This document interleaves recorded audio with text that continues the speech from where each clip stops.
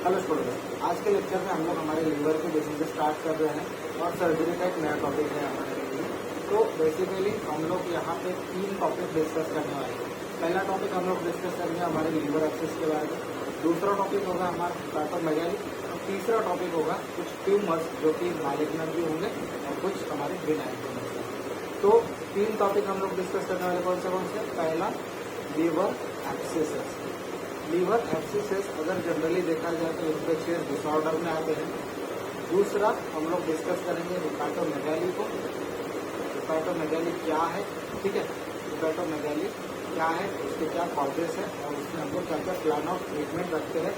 दूसरी चीज और तीसरा टॉपिक हम लोग डिस्कस करेंगे ट्यूमर्स के बारे में, ठीक है, ट्यूमर्स के बारे में जो हमारे मतलब लीवर में कुछ ट्यूमर्स होते हैं जो कुछ बिनाइन होते हैं, कुछ मैलिग्नेंट होते हैं, उसको भी समझेंगे हमारे तीसरे टॉपिक। तो आज हम लोग स्टार्ट करें हमारे लीवर एक्सिस का पार्ट। अब लीवर एक्सिस की जब बात होती है ना, इसके 2 टाइप्स आते हैं। मतलब जो लीवर एक्सिस आपको मिलते हैं वो 2 तरह के मिलते हैं। एक होता है पायोजेनिक लीवर एक्सिस, दूसरा होता है अमीबिक लीवर एक्सिस। अब ये पायोजेनिक और अमीबिक लीवर एक्सिस क्या है, क्योंकि इसके जो पैथोलॉजी होती है ना उसके ऊपर से इसके नाम आए। पायोजेनिक मतलब कहीं ना कहीं आपको पस फॉर्मेशन दिख रहा है, लेकिन उसके सोर्स ऑफ इन्फेक्शन, ठीक है, उसके सोर्स ऑफ इन्फेक्शन अलग अलग होंगे। मतलब कम से कम 5 टाइप के यहाँ पे सोर्स ऑफ इन्फेक्शन आपको पायोजेनिक एक्सिस में मिलते हैं। लेकिन जब अमीबिक लीवर एक्सिस की बात होती है तो वहाँ पे आपको पॉजिटिव ऑर्गेनिज्म सिर्फ सिंगल आपको एंटाइलोमा हिस्टोलिटिका मिलेगा, इसीलिए इसका नाम आया है अमीबिक लीवर एक्सिस। अब अमीबिक लीवर एक्सिस होता क्यों है, उसके क्या कॉजेस आ सकते हैं, उसके बाद में उसका सोर्स ऑफ इन्फेक्शन कहाँ पे होता है, उसके अकॉर्डिंग इसमें हम लोगों को सिम्टम्स क्या मिलेंगे, क्या इन्वेस्टिगेशन स्टार्ट करना चाहिए और क्या ट्रीटमेंट प्लान हमारा होना चाहिए, उसको आज के लेक्चर में डिस्कस करेंगे।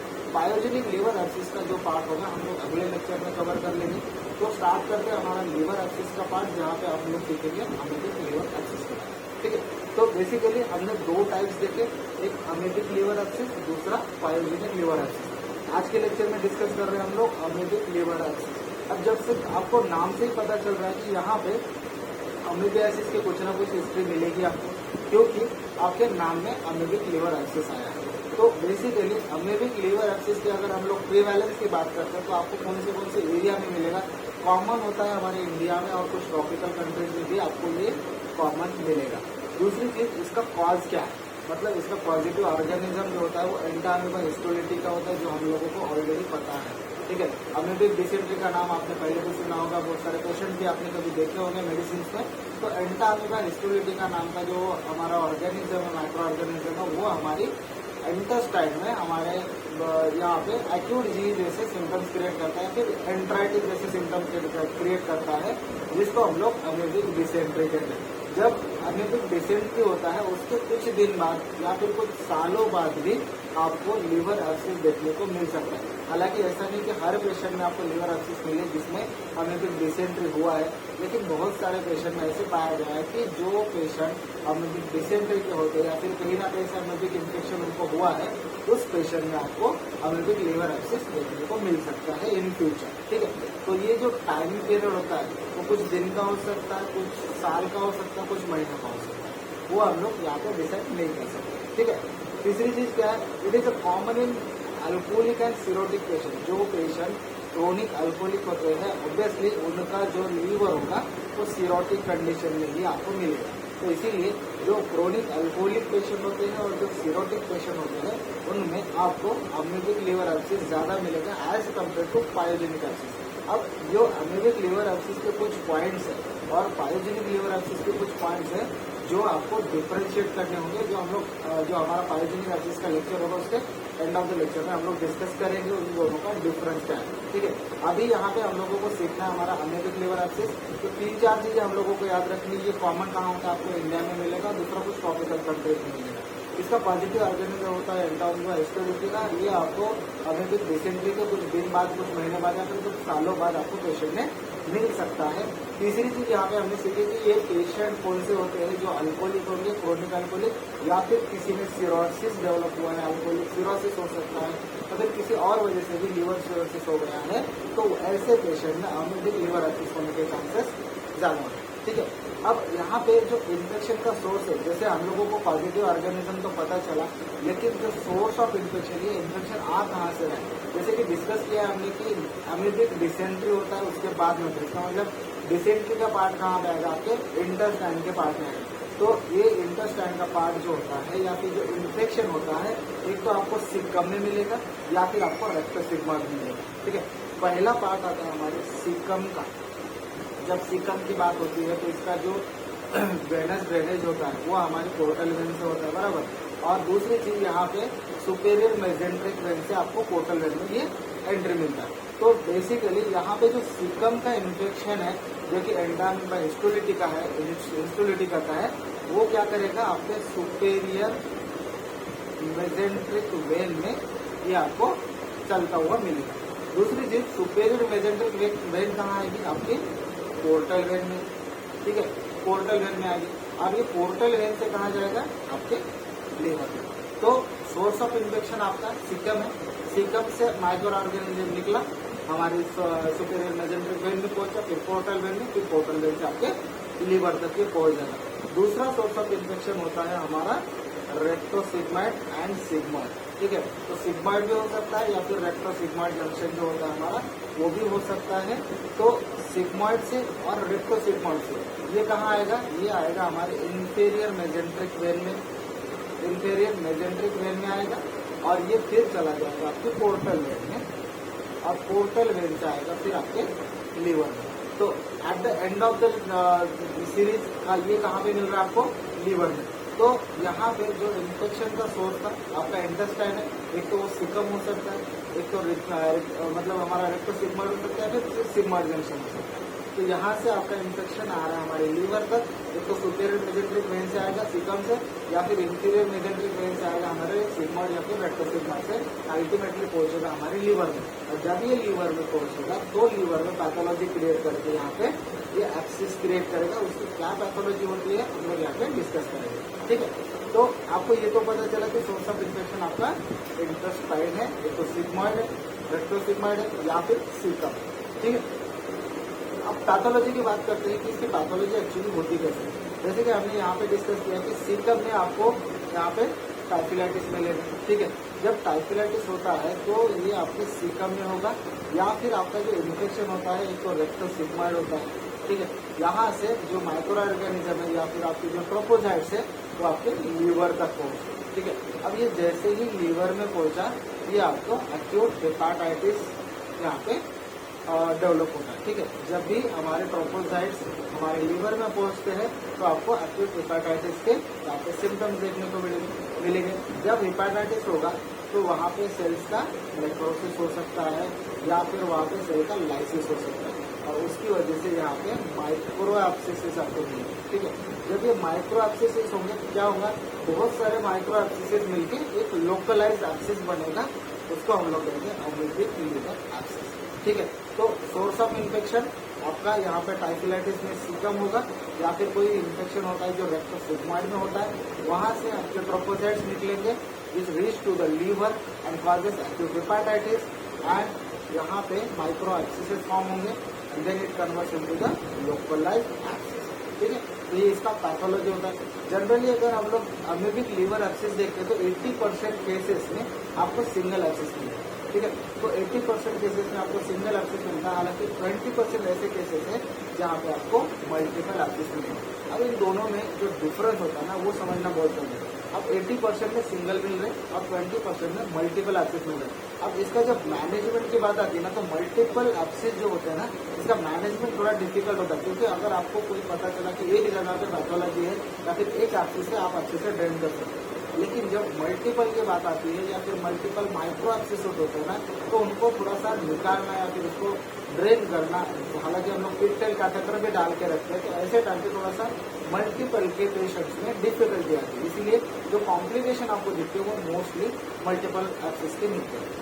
जो सिंगल एब्सिस होता है बहुत अच्छी तरह से वो ट्रीट करने आ सकता है या फिर उसको अच्छे से ड्रेन कर सकते हैं। ठीक है, अब यहाँ पे जो लोब का इन्वॉल्वमेंट होता है, जैसे कि हमारे लीवर्स के लोब है, एक तो एक लोब भी हो सकता है या फिर बोथ लोब भी होता है, मतलब राइट लोब में भी हो सकता है ये, या फिर लेफ्ट लोब भी हो सकता है। ठीक है, या फिर दोनों में भी आपको ये पैथोलॉजी देखने को मिल सकती है। ठीक है, जो कॉमन एब्सिस होते हैं वो कहाँ पे होता है, which common in the right posterior superior region, मतलब आपको ये पैथोलॉजी ज़्यादातर आपके राइट लोब में मिलेंगे, वो भी अगर रीजन वाइज देखेंगे तो पोस्टीरियर सुपीरियर रीजन का तो ये एब्सिस देखने को मिल सकता है। अब यहाँ पे एक कैरेक्टरिस्टिक है जो हमारी सिर्फ अमेबिक लीवर एब्सिस का है, वो डिफरेंशिएटिंग पॉइंट हो सकता है पायोजेनिक लीवर एब्सिस से। यहाँ पे जो पस मिलता है ना आपको, वो एंक्योवी सॉस कलर का पस मिलता है। अब ये एंक्योवी सॉस कलर या फिर इसको चॉकलेट कलर पस भी बोलते हैं। ठीक है, चॉकलेट कलर। अब इसमें आपको ये समझना जरूरी है कि पस जनरली हम लोग देखते हैं कुछ ग्रीनिश होता है या फिर कुछ येलोइश कलर का होता है, लेकिन यहाँ पे एंक्योवी सॉस या फिर चॉकलेट कलर का क्यों होगा, क्योंकि मोस्टली हम लोगों को पता है कि आपकी जो पस फॉर्मेशन की प्रोसेस होती है वहाँ पे WBC से बहुत इंपॉर्टेंट है। ठीक है, लेकिन जब अमेबिक लीवर एब्सिस की बात होती है ना, यहाँ पे आपको लीवर के सेल्स का लाइसिस मिलता है। ठीक है, लीवर के सेल्स यहाँ पे डैमेज होते हैं, मतलब हमारे हेपेटोसाइट्स डैमेज होते हैं। दूसरी चीज आपको मिलती है यहाँ पे RBC का डिस्ट्रक्शन होता है या फिर RBC का लाइसिस होता है। अब जब ये RBC लाइसिस होंगे तो ऑब्वियसली यहाँ से आपको एक चॉकलेट कलर का यहाँ पे प्रेजेंटेशन मिलेगा। और तीसरी चीज होती है हमारे कुछ जो माइक्रो ऑर्गेनिज्म का पार्ट होता है, माइक्रो ऑर्गेनिजम्स का, वो भी यहाँ पे देखने को मिलता है। तो इसीलिए जो लीवर के सेल्स डैमेज हो रहे हैं, जो RBC डैमेज हो रहे हैं और कुछ माइक्रो ऑर्गेनिज्म का पार्ट यहाँ पे डैमेज हो रहा है, तो उन सब का मिला के एक कलर बनता है, वो होता है हमारा एंकोवी सॉस कलर का पस। ठीक है, एंकोवी सॉस कलर का आपको पस मिलता है। तो ये आपको वर्ड याद रखना है, एंकोवी सॉस या फिर चॉकलेट कलर से इसको याद रख सकते हो। तो बेसिकली आपको ये डिफरेंशिएटिंग पॉइंट नजर आएगा आपके पायोजेनिक लीवर एब्सिस और आपके अमेबिक लीवर एब्सिस। अब इसका प्रेजेंटेशन देखते हैं। जनरली इसके टाइप्स में दो टाइप्स आते हैं, एक एक्यूट होता है, क्रोनिक होता है। ठीक है, मोस्टली जो आपको पेशेंट मिलेंगे वो एक्यूट कंडीशन में ही मिलेंगे। क्रोनिक पेशेंट बहुत कम होते हैं, क्योंकि अगर प्रेजेंटेशन होता है लीवर एब्सिस का, वो फीवर विद चिल्स या फिर राइगस के साथ होता है, पेशेंट में बहुत ज़्यादा वीकनेस होता है, उसके बाद में फीवर कंटिन्यू रहता है, तो ऐसे टाइम पे पेशेंट जनरली इग्नोर नहीं करता। इसीलिए मोस्ट ऑफ द टाइम आपको पेशेंट एक्यूट कंडीशन में मिलते हैं। लेकिन कोई पेशेंट ऐसे जो इकोनॉमिकली पुअर होते हैं या फिर कोई अफोर्ड नहीं कर सकते ट्रीटमेंट, या फिर वो गवर्नमेंट में जाना पसंद नहीं करते, तो ऐसे टाइम पे क्या होता है कि बेसिकली थोड़ा सा कुछ मेडिसिन लेते हैं, तो उसकी वजह से थोड़ा एंटीबायोटिक से ये सप्रेस हो जाती है कंडीशन, और फिर जब उभर के आती है तो वो कंडीशन कहलाती है क्रोनिक एब्सिस। ठीक है, तो इसीलिए इसके दो टाइप्स मिले हैं हम लोगों को यहाँ पे, एक्यूट और क्रोनिक में। लेकिन आपको जो 90% पेशेंट होंगे तो आपको एक्यूट कंडीशन में मिलेंगे। ठीक है, अब जब एक्यूट कंडीशन होती है तो वहाँ पे आपको क्या क्या क्लिनिकल फीचर्स मिलेंगे इसको डिस्कस करेंगे। तो पहला एंड मोस्ट इम्पॉर्टेंट फीचर होता है फीवर विद चिल्स और राइगस। अब यहाँ पे आपको फीवर जो होगा हाई ग्रेड भी मिल सकता है। ठीक है, हाई ग्रेड फीवर भी मिल सकता है, या फिर आपको इसके साथ राइगस भी मिल सकता है। ठीक है, राइगस या फिर चिल मिल सकता है। अब ये नॉन प्रोडक्टिव कब क्यों होगा, जब हम लोग देखते हैं तो ये राइट लोब ऑफ लीवर में ज़्यादा मिलता है हम लोगों को, राइट लोब में। ठीक है, जब राइट लोब यहाँ पे होता है तो हमारा जो डायफ्राम है वो इरिटेट होता है। दूसरी चीज़ क्या होती है कि राइट लोब जो है हमारी राइट लंग को यहाँ पे इरिटेट करता है, या राइट फ्लोरा को इरिटेट करता है, इसीलिए यहाँ पे आपको नॉन प्रोडक्टिव कफ भी मिलता है। तीसरी चीज लॉस ऑफ वेट, क्योंकि फीवर होगा, लॉस ऑफ एपेटाइट होगा, तो पेशेंट में डाइट कम होता है, इसीलिए लॉस ऑफ वेट भी यहाँ पे आपको देखने को मिल सकता है। अब जैसे हम लोग देखते हैं कि यहाँ पे right side of the lobe, right lobe of the liver में आपको ये एब्सिस अगर होता है तो जो मतलब इनडायरेक्ट पेन जिसको हम लोग कह सकते हैं वो होता है आपके राइट शोल्डर में। ठीक है, तो ये राइट शोल्डर पेन आपको मिलेगा आपके अमेबिक लीवर एब्सिस। ठीक है, दूसरा पेन कहाँ पे होगा, जो एब्डोमिनल फीचर होगा वो कहाँ पे मिलेगा आपको, राइट हाइपोकार्डियम में पेन मिलेगा। अगर यहाँ पे एब्सिस अगर लेफ्ट मतलब हमारे लेफ्ट लोब में होगा तो आपको पेन मिल सकता है आपके इतनी जैसे। ठीक है, तो जो हमारा लीवर का यहाँ पे नेचर होगा, स्ट्रक्चर होगा, वो कैसे बन जाता है, it become soft tender and smooth liver. ठीक है, जब एब्सिस होता है तो आपको कैसा लगेगा, ये सॉफ्ट थोड़ा टेंडर लगेगा और स्मूथ टाइप का यहाँ पे लीवर आपको पाल्पेट हो जाएगा। ठीक है, इंटरकोस्टल टेंडरनेस होगी क्योंकि हमारा लीवर जो है हमारे ऑलमोस्ट इंटरकोस्टल स्पेसेस में यहाँ पे इंक्लूडेड है या फिर हमारा प्लेस्ड है। दूसरी चीज यहाँ पे राइट प्लूरल इफ्यूजन दिखेगा। अब होता क्या है, मान लो ये हमारा लीवर है, ठीक है, ये हमारा लीवर है, यहाँ पे आपका ये राइट लोब है और ये लेफ्ट लोब है, बराबर, लेफ्ट लोब। जब ये राइट लोब या फिर यहाँ पे जो एक्सिस बनता है ये मान लो कभी बस्ट हो गया, ठीक है। अब ये बस्ट होगा तो क्या होगा कि जो हमारे राइट प्लूरल कैविटी है, राइट प्लूरल कैविटी यहाँ पे ये एक्सटेंड हो जाएगा, ठीक है। इसका मतलब जो पस यहाँ से निकलेगा आपके राइट प्लूरल कैविटी में जा सकता है या फिर राइट लंग में भी जा सकता है। ये इसके कॉम्प्लिकेशन होते हैं एक्चुअली, इसीलिए जब ये राइट प्लूरल कैविटी में जाएगा तो आपको राइट प्लूरल इफ्यूजन मिलेगा, ठीक है। अगर यहाँ पे लीवर के हिपैटोसाइट्स अगर बहुत ज़्यादा डिस्टर्ब हो रहे तो आपको कभी कभी जॉन्डिस भी देखने को मिलेगा। अब जब जैसे यहाँ पे मैंने बात किया कि प्लूरल इफ्यूजन मिलेगा, ये इसका कॉम्प्लिकेशन है। अब जब ये बस्ट होता है ना, ये बस्ट होता है, ये कहाँ बस्ट हो सकता है, एक तो हमारे राइट लोब ऑफ लीवर में, सॉरी राइट लंग में, ठीक है, दूसरा राइट प्लूरा में। तो जब प्लूरा में ये बस्ट होगा तो आपको यहाँ पे प्लूरल इफ्यूजन दिखेगा। लंग्स में जब ये बस्ट होगा राइट लंग में तो आपको मिलेगा यहाँ पर आपका फिस्टुला, ठीक है, फिस्टुला, ठीक है। इसमें आपका लीवर और लंग इन दोनों में आपको फिस्टुलस ट्रैक मिलेगा, ठीक है। दूसरा यहाँ पे अगर ये लेफ्ट लोब में है, लेफ्ट लोब में अगर यहाँ पे एक्सिस है, लेफ्ट लोब का एक्सिस जनरली बस्ट होता है हमारी पेरिकार्डियम, ठीक है, पेरिकार्डियम में, which is the most dangerous complication of the liver abscess, ठीक है। जब ये पेरिकार्डियम में यहाँ पे बस्ट होगा तो आपको पेरिकार्डियल इफ्यूजन दिखेगा, पेरिकार्डियल इफ्यूजन होगा। और जब ये पेरिकार्डियल इफ्यूजन होगा ना, उसके बाद में पेशेंट को कार्डियक टेम्पोनेट होता है, ठीक है, कार्डियक टेम्पोनेट होता है और सडन कार्डियक अरेस्ट होने के भी चांसेस यहाँ पे बढ़ जाते हैं। इसीलिए लेफ्ट लोब ऑफ लीवर में जब एक्सिस होता है ये ज़्यादा कॉम्प्लिकेट हो सकता है एज कम्पेयर टू राइट, ठीक है। तो इसीलिए जब भी आप लेफ्ट लोब ऑफ लीवर में एक्सिस देखते हो तो उसका मैनेजमेंट जितना जल्दी हो सके उतना करना चाहिए, क्योंकि इसका मोस्ट डेंजरस कॉम्प्लिकेशन है हमारे पेरिकार्डियम में बस्ट होना। अब मान लेते हैं ये जो एक्सिस है आपका एब्डोमिनल कैविटी में बस्ट होता है तो क्या होगा आपको पेरिटोनाइटिस, ठीक है, पेरिटोनाइटिस होगा। और जब ये पेरिटोनाइटिस होता है तो पेशेंट की कंडीशन खराब होने के चांसेस होते हैं। इसका मतलब ये कॉम्प्लिकेट हो सकता है, इसीलिए इमरजेंसी लैप्रोटॉमी आपको करनी पड़ेगी, ठीक है। तो ये कुछ कॉम्प्लिकेशन होते हैं लीवर एक्सिस के, इसको याद रखना। राइट साइड में कुछ अलग कॉम्प्लिकेशन है, लेफ्ट साइड के लोग में कुछ अलग कॉम्प्लिकेशन, ठीक है। जैसे यहाँ पे कॉम्प्लिकेशन है, रप्चर हो सकता है, इन्फेक्शन हो सकता है, सेकेंडरी इन्फेक्शन हो सकता है, सेप्टिसेमिया होगा। जब ये पेशेंट का जो एक्सिस है हमारे एब्डोमिनल कैविटी मतलब पेरिटोनाइटिस क्रिएट करेगा तो सेप्टिसेमिया हो सकता है, लीवर फेलियर भी यहाँ पे हो सकता है। ये आपके कुछ कॉम्प्लिकेशन आपको याद रखना है, ठीक है। अब इन्वेस्टिगेशन की जब बात आती है तो पहला बेसिक इन्वेस्टिगेशन हम लोग करते हैं कंप्लीट ब्लड काउंट या फिर जिसको हम लोग सीबीसी करते हैं, ठीक है। तो सीबीसी में आपको मिलेगा पीएलसी काउंट रेज, ठीक है, पीएलसी रेज मिलेगा। दूसरी चीज कोएगुलेशन प्रोफाइल करना चाहिए, क्योंकि जब आपका लीवर इम्पैक्टेड है तो आपके कोएगुलेशन प्रोफाइल डिरेंज हो सकते हैं, इसलिए कोएगुलेशन प्रोफाइल इंपॉर्टेंट है। अगर पेशेंट का आईएनआर बढ़ते हैं तो आपको प्लाज्मा देना पड़ेगा या फिर आपको विटामिन के भी लगाना पड़ सकता है। चेस्ट एक्सरे किस लिए करेंगे हम लोग, चेस्ट एक्सरे आपको pleural effusion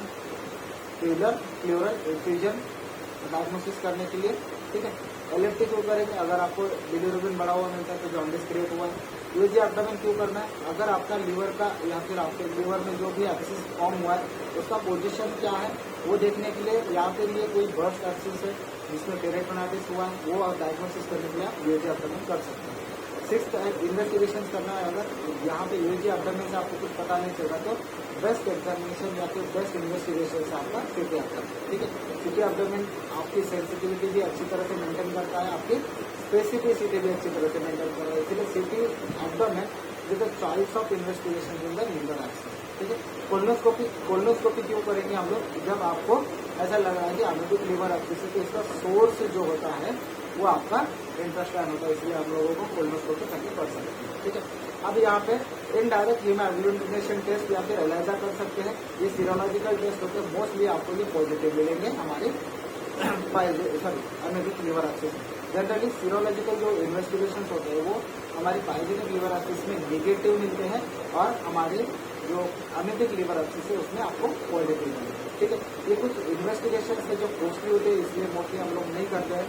serum एंटा amoeba इंस्टिट्यूटिका proteins, ठीक है, क्या है सीरम एंटा अमीबा इंस्टिट्यूटिका प्रोटीन, ये जो इन्वेस्टिगेशन है ये यूज कर सकते हैं हम लोग गैलेक्टोस्पेसिफाइड एडिशंस, ठीक है, और या फिर जाल एनएसी करके या फिर जाल नाक इसको हम लोग कहते हैं। ये 3 इन्वेस्टिगेशन है जो स्पेसिफिक है, आपके लीवर एब्सिस में भी आपके अमेबिक लीवर एब्सिस के लिए, लेकिन इसके कॉस्ट ज़्यादा होने के कारण हम लोग इसमें ज़्यादातर इन्वेस्ट नहीं करते हैं। ठीक है, तो आपको क्या करना है, सिर्फ इसका इन्वेस्टिगेशन में आपको सिर्फ डायग्नोसिस होना है, इसलिए मोस्टली हम लोग सीधे एब्डोमेन यूज करते हैं। और आपको जनरल कंडीशन चेक करने के लिए आपको सीबीसी करना पड़ेगा और इसका एलएफटी करना पड़ेगा। कभी कभी आपको अगर सेप्टिसेमी आए तो आपको जो हमारा किडनी फंक्शन है उसको भी देखना पड़ेगा। अगर सेप्टिसेमी आए तो एपीआई में पेशेंट हो सकता है, मतलब एक्यूट किडनी इंजरी हो सकती है, इसलिए आपको केएफटी भी देखना पड़ सकता है। ठीक है, तो ये इन्वेस्टिगेशन का पार्ट आपको याद रखना है। सेम इन्वेस्टिगेशन अगर हम लोग ये इन्वेस्टिगेशन लास्ट तक छोड़ेंगे तो ऑलमोस्ट ये 8 के 8 इन्वेस्टिगेशन हम लोग पायोजेनिक लीवर एब्सिस में करते हैं। ठीक है, सॉरी। अब बात करते हैं इसके ट्रीटमेंट की। जब ट्रीटमेंट की बात होती है तो सबसे पहला नाम आता है, जब अमेबिक लीवर एब्सिस होता है तो हमारे मुंह पे पहला नाम आता है मेट्रोनिडाजोल का। ठीक है, जो कि बेस्ट और चीपेस्ट मेडिसिन है हमारी अमेबिक लीवर एब्सिस में यूज करने के लिए। तो मेट्रोनिडाजोल का अगर हम लोग ओरल डोज यूज कर रहे हैं तो 800 मिलीग्राम टीडीएस में इसको यूज करना है। अगर हम लोग आईवी डोज यूज कर रहे हैं तो 500 मिलीग्राम आपको टीडीएस में यहाँ पे यूज करना है। ठीक है, टिनेडाजोल भी यूज कर सकते हैं 500 बीडी में। ठीक है, लेकिन ड्रग ऑफ द चॉइस हमारे लिए क्या हो सकती है, मेट्रोनिडाजोल। ठीक, दूसरा एंटीबायोटिक में और क्या यूज करेंगे हम लोग, सेफोडाक्सिन। ठीक है, सिप्रोफ्लोक्सासिन यूज कर सकते हैं या फिर अमोक्सिसिलिन यूज कर सकते हैं। अमोक्सिसिलिन अगर यूज करेंगे तो 1.2 ग्राम टीडीएस में यूज करेंगे। सिप्रो यूज करेंगे तो 500 बीडी में। ठीक है, या फिर सिपोटैक्सिम अगर यूज करेंगे तो 1 ग्राम बीडी में यूज करेंगे। ठीक है, कुछ ड्रग है जो आपको अमेबिसिस या फिर एंटामीबा हिस्टोलिटिका को इराडिकेट करने के लिए यूज करने होते हैं। उसमें आता है हमारा डायहाइड्रोइमेंटाइन। डायहाइड्रोइमेंटाइन हम लोग यूज करते हैं 500 मिलीग्राम बीडी में। ठीक है, डायहाइड्रोइमेंटाइन ये आपका जो ड्रग है ये मोस्टली आपको इराडिकेशन में काम आता है। ठीक है, उसमें क्लोरोक्विन भी इन्वॉल्व होता है। क्लोरोक्विन जनरली इसका डोज जो यूज करते हैं हम लोग 1000 milligram for first 2 days, then 500 milligram BD for next 7 days, then 500 milligram OD for almost 2 weeks और 14 days। ठीक है, तो इसका मतलब इसका ट्रीटमेंट जो है ऑलमोस्ट 21 डेज टू 25 डेज यहाँ पे हम लोग ट्रीटमेंट देते हैं जब आप क्लोरोक्विन यूज करें। ठीक है, इसका इराडिकेशन के लिए। दूसरा एक यूज होता है ड्रग डिलॉक्सिनेट प्यूरेट करके होता है, वो भी हम लोग यूज करते हैं इसके इराडिकेशन के लिए। तो ये ड्रग थेरेपी हम लोगों को याद रखनी है। मेट्रोनिडाजोल, टिनेडाजोल। मेट्रोनिडाजोल अगर यूज करो तो 500 टीडीएस में करोगे। ठीक है, सिपोटैक्सिम अगर कर रहे हो तो 1 ग्राम बीडी या फिर टीडीएस भी इसको यूज कर सकते हो according to the patient condition. Cipro use कर सकते हो, अमोक्सिसिलिन भी यूज कर सकते हो। ठीक है, डायहाइड्रोइमेंटाइन, क्लोरोक्विन और डिलॉक्सिनेट प्यूरेट ये भी ड्रग हम लोग यूज करते हैं। तो जो हमारे ड्रग्स है अगर ये काम नहीं करे तो क्या करना है। ठीक है, जैसे आपको पता चला कि जो आपके ड्रग थेरेपी या फिर कंजर्वेटिव मैनेजमेंट आपका काम नहीं कर रहा है, पेशेंट में सिम्टम्स कम नहीं हो रहे, तो ऐसे टाइम पे हम लोग थोड़ा सा सर्जिकली सोचते हैं इसमें। सर्जिकल ऑप्शन क्या क्या हो सकते हैं, आपको यहाँ पे कुछ एस्पिरेशन के भी ऑप्शन मिलते हैं जहाँ पे आप यूएसजी गाइडेड आपका लीवर एब्सिस जो है आप ड्रेन कर सकते हो या फिर एस्पिरेट कर सकते हो। ठीक है, यूएसजी गाइडेड एस्पिरेशन से एक अच्छा टेक्निक है पिक्टेल कैथेटर का रखना। ठीक है, जब आप यूएसजी गाइडेड पिक्टेल कैथेटर यहाँ पे प्लेस करते हो, ठीक है, पिक्टेल कैथेटर जब प्लेस करते हो तो उसका ड्रेनेज कंटिन्यू होता है। कुछ दिन के बाद मतलब 10 दिन 15 दिन जब इसका ड्रेनेज रुक जाता है तो हम लोग पिक्टेल कैथेटर रिमूव कर देते हैं। ठीक है, अगर मान लेते हैं आपके यूएसजी गाइडेड एस्पिरेशन से भी कम नहीं हो रहा है या फिर पिक्टेल कैथेटर से भी कम नहीं हो रहा है, जब पिक्टेल कैथेटर डालना होता है ना तो मोस्टली हम लोग सिंगल एक्सिस में यूज करते हैं। या फिर कभी कभी मल्टीपल एक्सिस के यूज करते हैं। लेकिन ऐसे टाइम पे अगर आपका पिक्चल कैथेटर भी काम नहीं कर रहा है तो उस समय पे हम लोगों को इसका सर्जरी करना पड़ेगा। जब सर्जरी करते हैं या फिर कोई बस्ट एब्सिस होता है, ठीक है, बस्ट एब्सिस होता है या फिर कोई कॉम्प्लिकेशन हुआ रहता है तो उस समय पे हम लोग यहाँ पे एब्सिस का यहाँ पे ओपन लैप्रोटॉमी करके इसका मैनेजमेंट करें। ठीक है, तो ये कुछ ट्रीटमेंट ऑफ चॉइस है जो आपको अम्यूटिक लिवर एब्सिस में जाएगा। ठीक है, अब हम लोग आगे का जो पायोजेनिक लिवर एब्सिस है आगे के लेक्चर में करेंगे।